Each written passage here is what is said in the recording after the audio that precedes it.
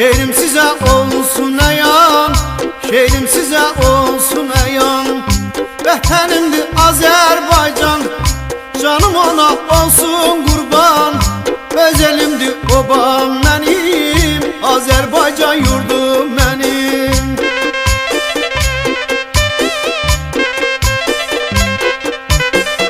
Bakı Təbriz Şahdar